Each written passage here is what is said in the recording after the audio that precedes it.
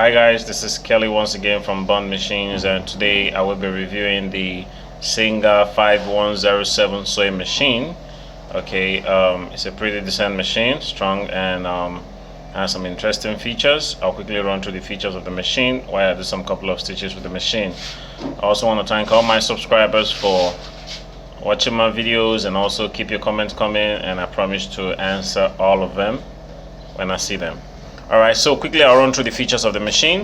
It has a double thread stand, okay, for a twin needle. This here is a regulator for the pressure of the footer, okay. It actually goes like this, has a spring system there. Alright, this one here is the dial for the regular straight stitch, and also for the zigzag, and it also has 5 inbuilt stitches. Okay, I think 5 inbuilt stitches with automatic buttonhole function. And it has a regular straight stitch, which is this dial here, and this one for the zigzag, or the progression of the zigzag. This one right here is what controls the stitch length. Okay, it's called the stitch length regulator, from number 4 to about 0. And right here it has a punch in reverse system, so when you punch in this in, you're actually reversing. Okay, it uses the regular shuttle and bobbin mechanism, which is this, and it has a front oscillatory mechanism, meaning you thread from front to back. Okay, you see that? All right, so I'll quickly run through how to wind the bobbin. And it doesn't have a light, okay, so it has a switch light at the back. You just switch that on. See that at the back? Okay, I'll quickly show you how to wind the bobbin. For this project, I'll be using the treadle, so I wouldn't want to use the electric part. Okay, I'll just use the treadle, but you can also use the electric. It has the motor at the back. You can see the motor right there. But I'll be using the treadle pad for this project. Okay, so I'll quickly show you how to wind the bobbin and how to wind bobbin on the machine, and also thread the machine. Alright, in winding the bobbin from the thread stand, I just do more like a star shape here. Okay, there's this spring mechanism here. It actually tends to tighten the thread when you're winding the bobbin. So I just wound that on the bobbin, and I push that towards the wheel section. So when I sew through,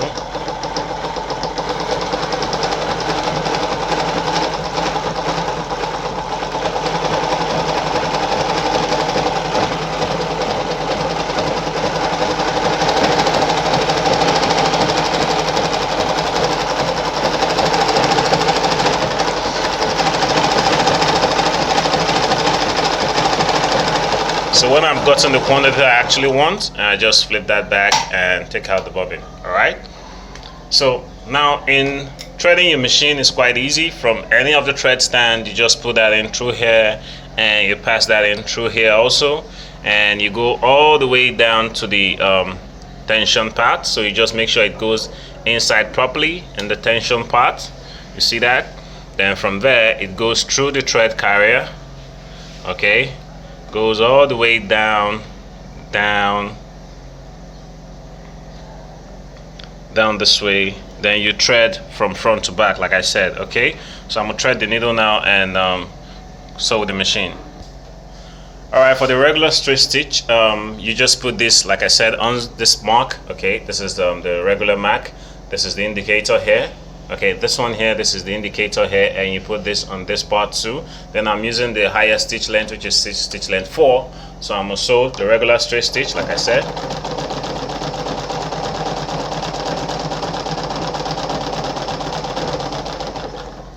Okay, so you see that? That's regular straight stitch. Alright, and that's the back of the fabric. Okay, so you can actually reduce the stitch length, so I'm going to reduce it to stitch length 2. Okay, while I continue.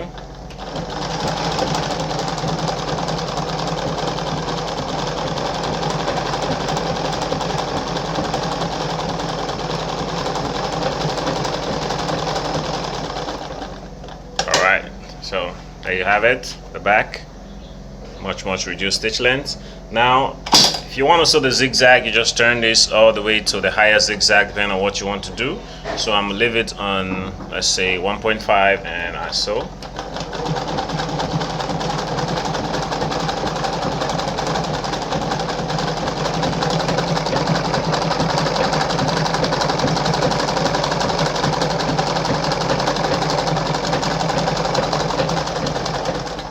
Alright, See, beautiful zigzag stitch, and that's the back of the fabric.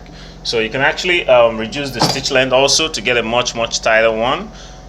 So I'll just sew a couple of beads on that while I go to the next stitch.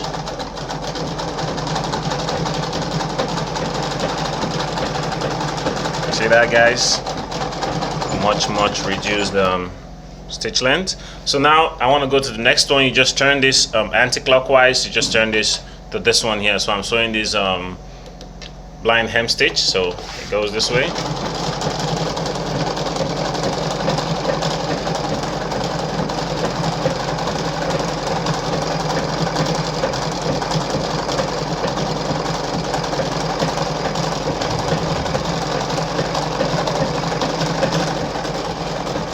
Okay, guys, see that? A beautiful blind hem stitch.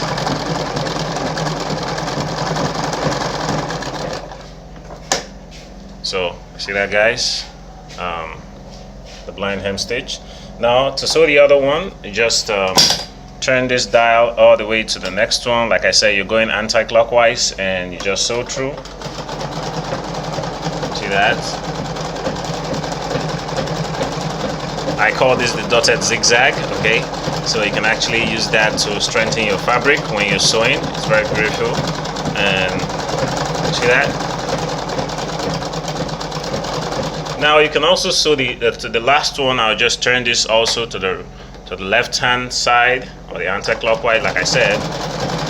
See that?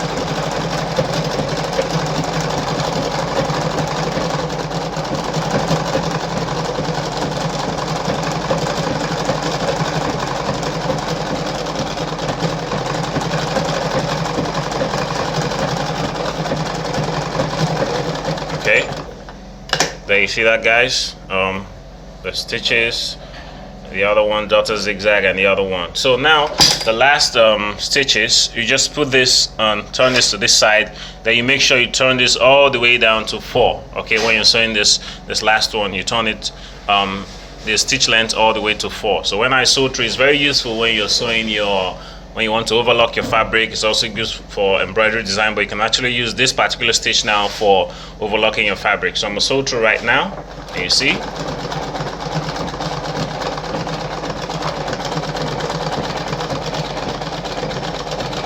See the machine going back and forth.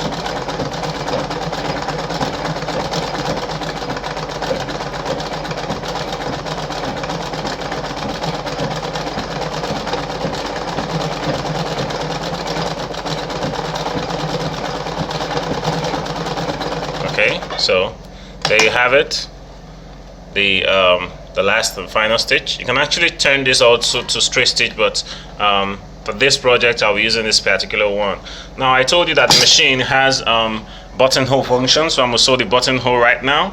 So firstly, what you need to do in the settings is you turn this all the way down clockwise to, you see here it's written 1, 2, 4, 3, and you know buttonhole has 4 sides. So firstly, you're working with the number 1, which is this, and you're using this high zigzag point. Then you turn your stitch length also to a much closer stitch length. Okay, so I'm going to show you how to do that in a moment.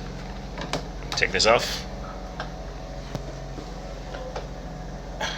Okay, for my buttonhole, now it's on 1. So what you're going to sew is just going to sew. You've actually measured your buttons and all that. Okay, before you do your buttonhole, make sure you measure your buttons you're using and how you're going to put that in place. Okay, but I'm just going to do a random buttonhole. Okay, so but in your own project, make sure you take the proper measurement so that you won't get so you can get a very neat job. All right, so I want to sew the first one, which is number 1 on the dial here, number 1. All right, so true.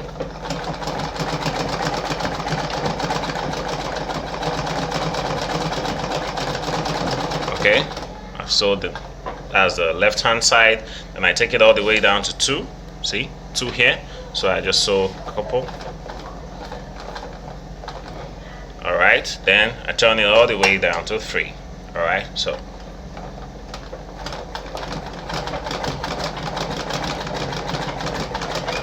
while I'm still maintaining my distance, I'm trying to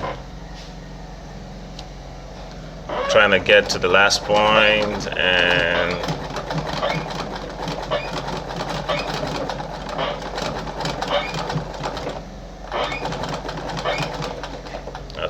then I take it back to 4, or the middle part, to close it up. So there you have it, guys. Then you use your seam rip to rip out the buttonhole. Okay, so you can actually get a much more neater job if you, or when you do your own project like that. All right, so thank you so much, guys, for watching. Like I said, this is the Singer 5107 model, pretty decent machine, and I love the machine so much. A very fantastic white coloring. And thank you so much, guys, for watching my video, and God bless y'all.